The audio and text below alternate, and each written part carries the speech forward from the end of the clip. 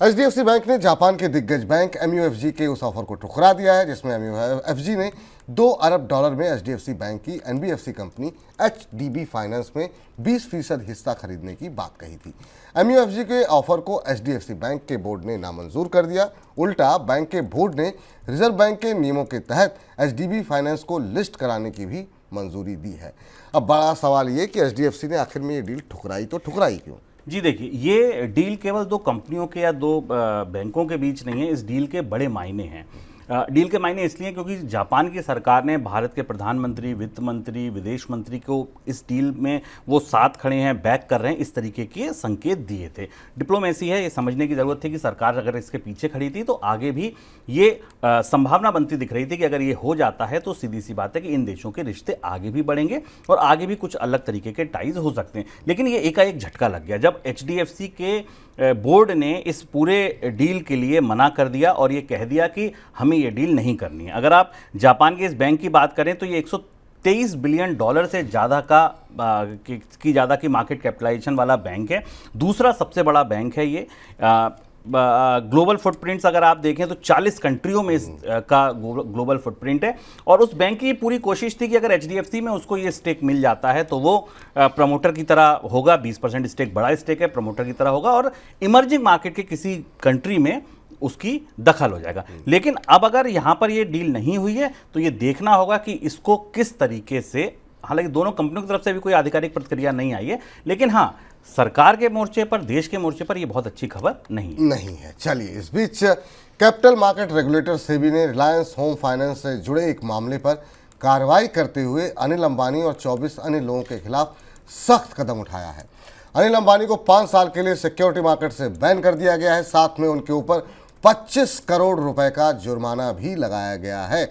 इस दौरान अनिल अंबानी अब किसी लिस्टेड कंपनी में निदेशक या किसी अन्य महत्वपूर्ण पद पर नियुक्त भी नहीं हो सकेंगे।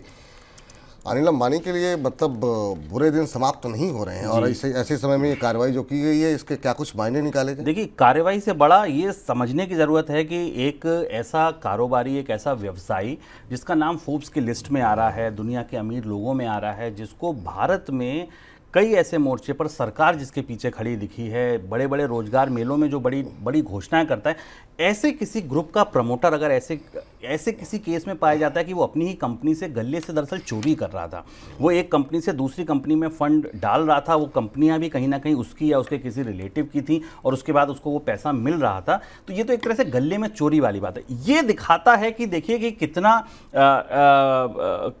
किस किस लेवल पर भ्रष्टाचार या किस किस लेवल पर ये चीज़ें फैली हुई हैं। पेनल्टी कोई बहुत ज़्यादा नहीं, 25 करोड़ रुपए की पेनल्टी आपने अनिल अंबानी पर लगा दी या एक कंपनी पर, उनकी कंपनी पर 6 लाख की पेनल्टी लगा दी, उसको सिक्योरिटी मार्केट से दूर कर दिया, आपने अनिल अंबानी को सिक्योरिटी मार्केट से दूर कर दिया। लेकिन आप सोचिए कि उन निवेशकों की क्या गलती थी जिन्होंने इन कंपनियों में पैसा लगाया था? उन निवेशकों की क्या गलती थी जिन्होंने अनिल अंबानी पर या मैनेजमेंट पर भरोसा करके ये माना कि ये सब लोग ये सब कुछ जो भी कर रहे हैं अच्छा कर रहे हैं, हमारे हित के लिए कर रहे हैं।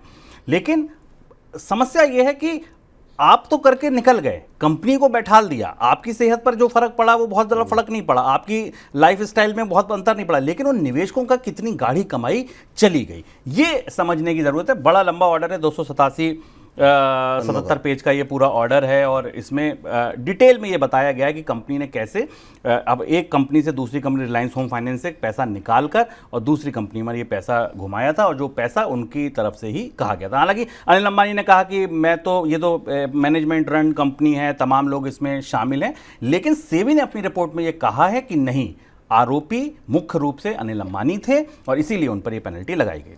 मान के चलें कि जब बीच बीच में ऐसा लगता था कि शायद अनिल अंबानी जो है व्यापार जगत में फिर से वापसी करेंगे, कुछ एक डिफेंस डील भी होती हुई दिखाई दी बीच में, उस पर भी हालांकि विपक्ष की तरफ से हमला हुआ, लेकिन इस तरह के लगातार उनके ऊपर जो उनके ऊपर एक्शन लिया जा रहा है कि अनिल अंबानी फिलहाल एक बड़ी परिदृश्य में अब फिलहाल दिखाई देते हुए नहीं दिखाई देंगे। जी बिल्कुल। अब देखिए, अब तो ये आपका भरोसा और डगमगा जाएगा। जो लोग आपकी कंपनियों में निवेश करते हैं या जो बैंक आपको कर्ज देते हैं, उन्हें भी तो लग रहा है कि आप क्या कर रहे हैं। तो सिंपल सी बात है कि ये तो मुझे ऐसा लगता है कि पहले ही बुरे दिन चल रहे थे और मतलब जुकाम था ही था, बुखार और आ गया।